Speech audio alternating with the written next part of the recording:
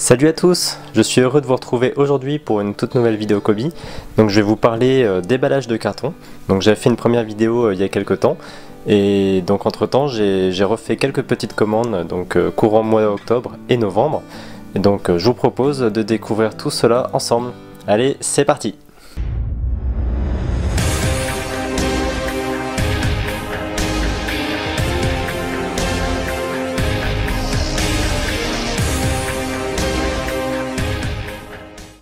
Je vous propose de commencer par le plus gros carton.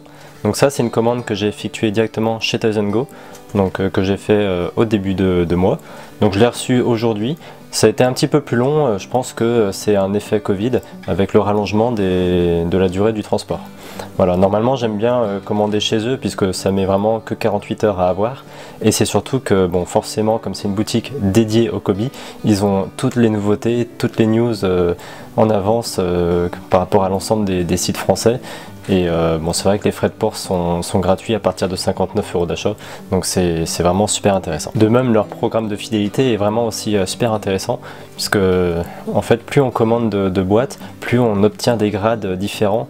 Et en fonction de l'augmentation de notre grade, on a toujours des bonus de réduction et ça nous permet vraiment d'acheter des boîtes de moins en moins chères.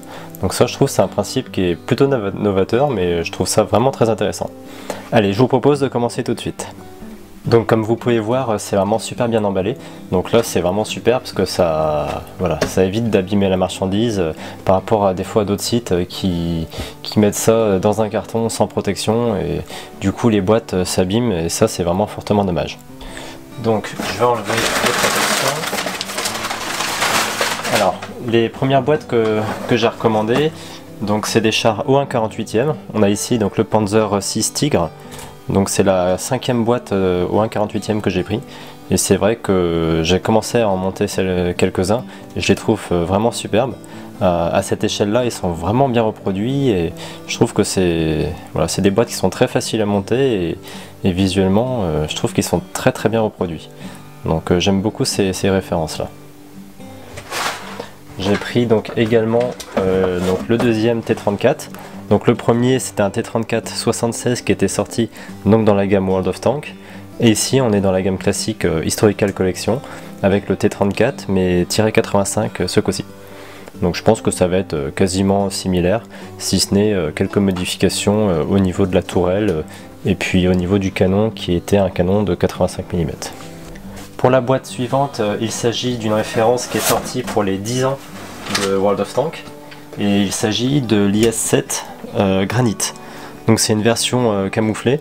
Bon, elle est vraiment assez bariolée, donc on verra bien ce que ça donne au niveau du montage. Mais bon, on voit toujours que ça reste assez compliqué de faire un schéma de camouflage digne de ce nom. Donc je l'ai pris parce que j'ai déjà une version d'IS-7 classique, on va dire couleur green, dont je vais vous faire une review je pense prochainement. Et là j'avais vraiment voulu prendre cette boîte parce que c'est une boîte spécifique pour les 10 ans de World of Tanks. Et on a également donc une minifig spécifique, je suppose exclusive à ce set, avec donc un joueur et son ordinateur pour pouvoir jouer à World of Tanks. Donc je vous en ferai une review sur la chaîne prochainement. Ensuite, la prochaine boîte à présenter, donc il s'agit de la référence 5806. C'est donc le P51 de Tom Cruise qui est issu de la nouvelle gamme Top Gun Maverick, dont le film doit sortir à la fin de l'année ou un peu plus tard, mais bon, pour l'instant il n'est pas encore sorti. Donc c'est un appareil, donc le P51 Mustang, qui sort donc toujours à l'échelle 1/35e. Et voilà, je trouve que c'est un avion qui est vraiment superbe. Et j'ai hâte de vous le faire découvrir dans une prochaine vidéo. Pour le dernier set à présenter dans ce carton, on reste sur la gamme Top Gun Maverick et donc ça va être évidemment le F-18 Super Hornet qui est ici en édition limited edition avec un super bandeau ici qu'on va retrouver bien sûr dans le film. Donc malheureusement c'est une boîte qui va comporter pas mal de stickers. J'espère que ça va pas être trop dur à poser. On verra tout ça quand je vous ferai une présentation en vidéo. Mais bon, en tout cas, c'est une superbe boîte et j'ai hâte également de vous la présenter. Je vous propose de continuer et de finir avec ces deux derniers cartons. Alors je les ai pas commandés chez Toys Go, mais directement sur le site de Kobi.pl. Pourquoi? C'est des sets qui sont en édition limitée et malheureusement on ne peut pas les commander ailleurs que sur leur site. Et du coup, voilà, c'est des boîtes qui sont vraiment spécifiques et qui sont aussi vraiment hors de prix. Donc moi j'ai pas su résister, mais c'est vrai que c'est des boîtes qui sont très onéreuses. Donc on va commencer avec la première.